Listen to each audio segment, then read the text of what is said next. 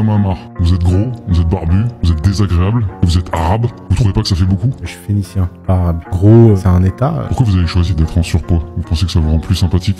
Il est vrai que les gens adorent caresser mon ventre. Comme j'aime bien me faire caresser, je me suis dit que j'allais ressembler à Bouddha. C'est plus qu'une question de jours avant qu'on arrive à prouver que vous mangez régulièrement des humains. Surtout quand ils sont pas d'accord avec vous. Vous pouvez nous en dire plus? C'est le secret de ma bonne humeur. Moi, les haters, je les prends au petit déjeuner, au goûter, au petit déjeuner, au déjeuner, au goûter, au petit déjeuner et au dîner. Faire des grandes phrases à la con qui ont pas le moindre sens, c'est quelque chose qui est naturel chez vous? Vous avez suivi une formation? Alors ça, je pense que c'est mes origines libanaises qui ont parfaitement préparé ma capacité à raconter des histoires et dire les choses. Qu'est-ce que vous répondez aux gens qui disent qu'Orelsan et Kian Kojandi se sont inspirés de vous pour créer le personnage de Serge le Mito? J'attends mes royalties. Pourquoi portez-vous des chemises? Parce que je trouve que les t-shirts ne mettent pas ma poitrine en valeur.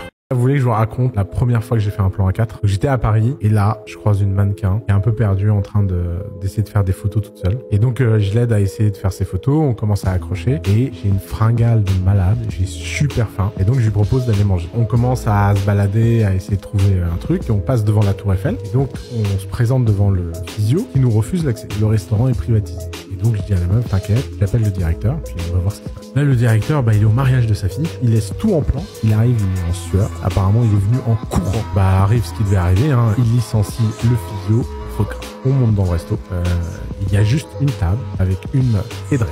Je m'approche de Drake et je lui dis « Désolé l'artiste, j'ai besoin de manger ». Le gars commence à s'énerver. Tu penses que je suis qui? Blablabla. Je me rapproche de lui. Je lui murmure tout doucement juste le nom du chef des Yakuza avec qui j'ai joué au poker. Vous connaissez l'histoire. Et là, Drake me supplie de pas le manger. Évidemment, moi, je suis un mec sympa en fait. Je lui dis honnêtement, peu importe. Au moment où il s'en va, juste avant que son date mette son manteau, elle regarde Drake et elle dit « Je pense que je préfère rester ». On accroche, elle se joint à notre table et on parle de sa pote, Kelly Jenner.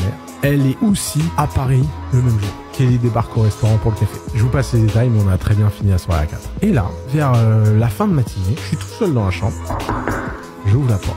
Et là, il y a Drake qui rentre. Il rentre, il fait « Man, ça fait des mois que je galère à trouver le titre de mon prochain album. Et grâce à toi, hier soir, quand tu m'as volé ma meuf, j'étais tout déprimé sur le chemin. Je me suis rappelé les 3 derniers mots que tu m'as dit et ça m'a inspiré. Et voyant que je me souviens pas, je me dis « Man, honnêtement, peu importe.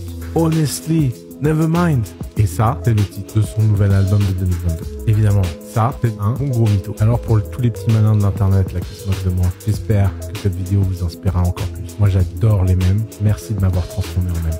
Je faisais mes études à Harvard en 2004. Dans la chambre à côté de la mienne, il y avait un geek qui passait son temps sur l'ordinateur. Je lui dis, rentabilise ton temps. C'est un site qui regroupe le profil des élèves de l'école. Je venais de donner à Zuckerberg l'idée de créer Facebook. Un jour, je suis au Mexique. Je fais un poker avec un mec qui a un tatouage de larmes sous l'œil. Moi, tu vois, je sais pas ce que ça veut dire. Je le bats, je gagne 3 millions d'euros comme ça. Je l'ai humilié. Et je lui fais un bras d'honneur en pleine face.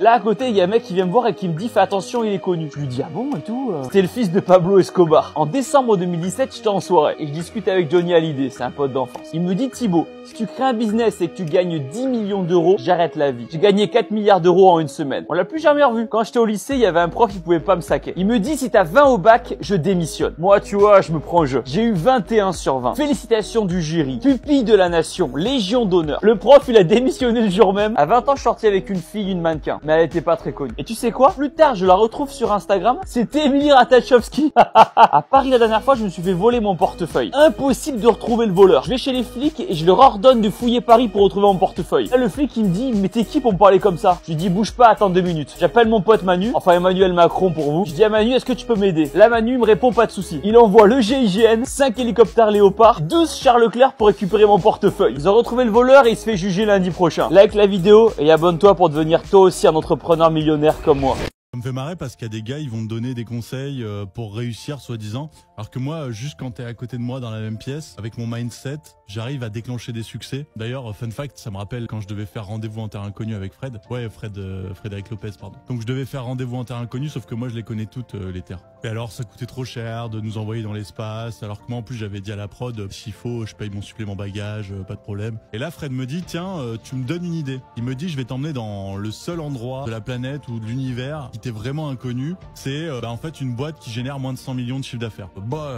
J'étais tout blanc quand même. Hein. Bon, du coup, moi, j'y vais, évidemment. On rencontre le gars, vraiment un mec minable, vraiment un pauvre gars. Il était dans son bureau miteux, il vendait des bouquins sur internet, je crois. Enfin vraiment, business pourri. D'ailleurs, ça m'a vraiment marqué d'avoir autant de misère entrepreneuriale. Je pouvais pas le laisser comme ça, il fallait que je l'aide. Donc je lui dis, écoute, je vais te faire vraiment un beau cadeau. Je vais te donner le droit de vendre mes formations en CD, en DVD sur ton site. Et là, direct... en moins d'une demi-heure, je crois, son business, il explose. Finalement, le gars, ce qui lui manquait, c'était une grosse inspiration. D'ailleurs, j'ai encore eu Jeff en conf call hier et il continue de me demander des conseils pour sa boîte Amazon, quoi. Donc ça montre bien que les gens ont toujours à apprendre de moi. Ah non, mais sur ce sujet-là, je suis tout à fait d'accord avec toi. Tu sais que moi, tous mes amis me disent que j'ai la main sur le cœur. Je sais pas si j'ai un exemple. Si tu vois, il y a pas longtemps, je fais une fête sur mon yacht privé. Il y avait plein de stars, des mannequins, des 10 sur 10. Toi, tu les croises dans la rue, jamais de calcul. Hein. Donc, il y avait DJ Snake aussi qui mettait une ambiance de dingue. À un moment, il y a Elodie Costa qui passe. Je lui fais, allez, viens là, toi, ma puce. Hop là, je la mets sur mes épaules. On fait la fête et tout. Et à un moment, je tourne la tête et je vois, il y a Will Smith, qui est un frère, qui fait la gueule, qui est assis, qui fait la gueule. Je me dis, oulala, attends, bouge pas, ma loupiote. Je repose Elodie Costa, je lui dis, je vais voir Will. Je lui fais, qu'est-ce que t'as là, qu'est-ce qui te prend? Il me fait, je sais pas, j'ai plus la tête à faire la fête, j'ai plus cette petite flamme en moi. Il me dit, tu vois, dans une semaine c'est mon anniversaire et j'ai pas envie, quoi, j'ai plus envie de rien faire, quoi. Je lui dis, oula, ça c'est pas tombé dans l'oreille d'un sourd. Hein. En plus là, il y a Mathieu Delormeau qui passe derrière et qui me met une main au cul. Je lui fais, Mathieu, putain, tu vois pas qu'on parle sérieux là, t'es con, putain, à chaque fois lui il fait ça.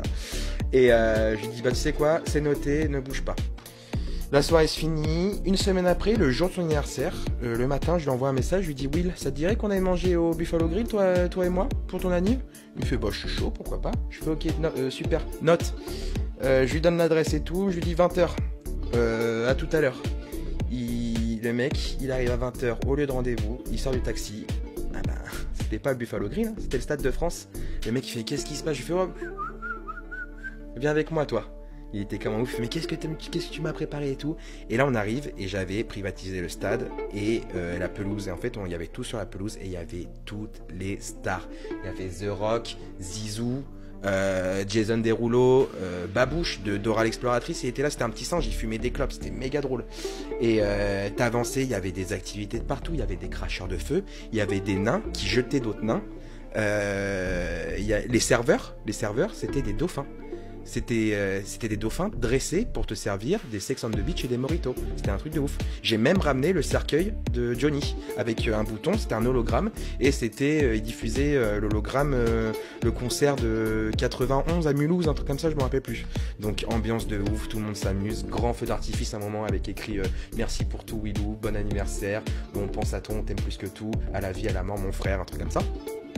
Et là, clou du spectacle, il y avait une scène showcase privé, j'ai réussi à ramener pour une seule date, hein. J'ai réussi à les réconcilier et à reformer le groupe juste pour une seule date exceptionnelle, les frérots de la Vega, qui étaient en embrouille, ouais apparemment frérot était en guerre contre de la Vega ou l'inverse, je sais plus ce que c'était.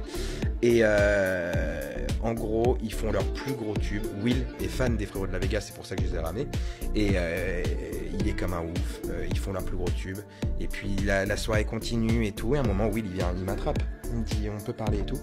Il me regarde, il fait il y a personne. Et là, parce qu'il n'aime pas pleurer en public, bam, il me prend dans ses bras, il chiale sur l'épaule. Je fais allez, ça va aller. Il me fait merci. Il me dit merci. Là, je suis reboosté. Il me dit là, c'est reparti. Là, je vais retourner aux States. Déjà, je vais aller remettre une deuxième petite claque dans la gueule de Chris Rock. J'étais mort derrière. J'ai fait t'es con, arrête un peu. Et il me dit c'est bon. Il me dit là je refais 10 films, là je suis reparti de plus belle quoi. Donc tu vois, moi ça me fait plaisir de faire tout ça si derrière j'ai ça en récompense quoi. Et je pense que c'est ça l'amitié. Et moi ça me fait plaisir d'avoir aidé un frère. Ça m'a marre. Vous êtes gros, vous êtes barbu, vous êtes désagréable, vous êtes arabe. Vous trouvez pas que ça fait beaucoup? Je suis phénicien, pas arabe. Gros, c'est un état. Pourquoi vous avez choisi d'être en surpoids? Vous pensez que ça vous rend plus sympathique? Il est vrai que les gens adorent caresser mon ventre. Comme j'aime bien me faire caresser, je me suis dit que j'allais ressembler à Bouddha. C'est plus qu'une question de jours avant qu'on arrive à prouver que vous mangez régulièrement des humains. Surtout quand ils sont pas d'accord avec vous. Vous pouvez nous en dire plus? C'est le secret de ma bonne humeur. Moi, les haters, je les prends au petit déjeuner, au goûter, au petit déjeuner, au déjeuner, au goûter, au petit déjeuner et au dîner. Faire des grandes phrases à la con qui ont pas le moindre sens, c'est quelque chose qui est naturel chez vous? Vous avez suivi une formation? Alors ça, je pense que c'est mes origines libanaises qui ont parfaitement préparé ma capacité à raconter des histoires et dire les choses. Qu'est-ce que vous répondez aux gens qui disent qu'Orelsan et Kian Kojandi se sont inspirés de vous pour créer le personnage de Serge le Mytho? J'attends mes royalties. Pourquoi portez-vous des chemises? Parce que je trouve que les t-shirts ne mettent pas ma poitrine en valeur.